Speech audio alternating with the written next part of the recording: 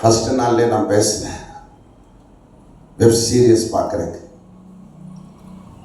TV serial பார்க்கறது, cinema பார்க்கறது இன்னைக்கு நிறைய பேர் தப்புன்னு நான் நினைக்கிறேன். நீ எப்போ சினிமா பார்க்க ஆரம்பிக்கிறியா அன்னைக்கு உனக்குள்ள தூசி உருவாச்சு, உன் கண்ணில் தூசி வந்துடுது, பாவம் வந்துடுது. இன்னைக்கு நிறைய பேர் பார்த்தா தப்பு இல்லை, அழகான பெண்ணை பார்த்தா தப்பு இல்லை, நிறைய பேர் பார்க்கறது. சிலர்லாம் என்ன பண்ணுவானுங்க, வைஃபுக்கு தெரியாம மாடியில் போய் பார்ப்பான். ரகசிய கிரி, அதெல்லாம் தூசி. சில பெண்கள் என்ன பண்ணுவாங்க, புருஷனுக்கு தெரியாம பார்க்கறது, அழகு அழகுன்னு பார்க்கிற கூட்டம்.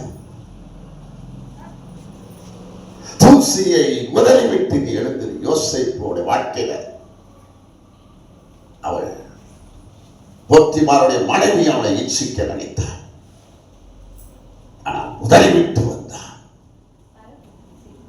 அவன் மேல தேவனுடைய கிருபை இருந்தது. தேவனுடைய பிள்ளைகள் அபிஷேகம் இருக்குன்னா நீ எந்த பாவத்தையும் மேற்கொண்டு உன்னால ஜெயிக்க முடியும்.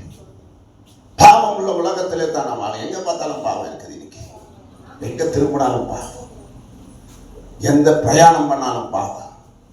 பாவம் நிறைஞ்ச உலகத்தில், அருவருப்பு நிறைஞ்ச உலகத்தில் தான் வாழ்ந்து எங்க பார்த்தாலும் பாதாள வல்லமை நிறைய பிள்ளைகளை தாக்குது. இன்னைக்கு நிறைய பாவங்கள் இன்னைக்கு தாக்கிட்டு இருக்குது. பாவத்தில் இன்னைக்கு கிடக்கிறான் நிறைய பேர். நிறைய கிறிஸ்தவ சபைகளை இன்னைக்கு பாவத்தில் தான் கிடக்குது. விழுந்து விழுந்து விழுந்து விழுந்து போறேன். ஆனா யோசேப்பு உதறிவிட்டு அவன் வெளியே போனான். ஹல்லேலூயா. பால்யத்திற்குரிய இச்சையை விட்டு நீ வர என்று சொல்லுகிறார்.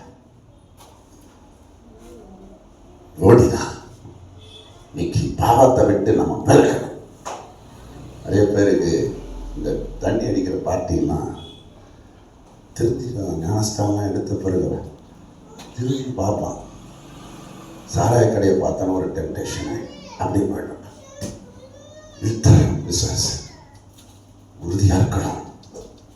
ரட்சிப்புல நம்ம உறுதியா இருக்கணும். வார்த்தையில உறுதியா இருக்கணும். அபிஷேகம் உனக்குள்ள இருந்தா நீ எங்கேயும் போக மாட்டா. அல்லேலூயா. ஆவியானவர் உனக்குள்ள இருந்தா சரியா உன்னை போதிப்பார், சரியா உன்னை நடத்துவார்.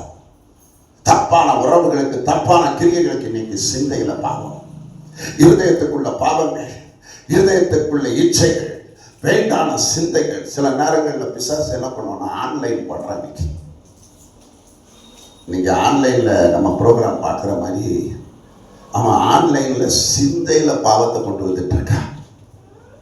பைபிள் படிக்காதவங்கள, சரியா ஆவியானவரோட இல்லாதவங்களை என்ன பண்ணுவான்னா மைண்டை பிடிச்சிடுவாங்க.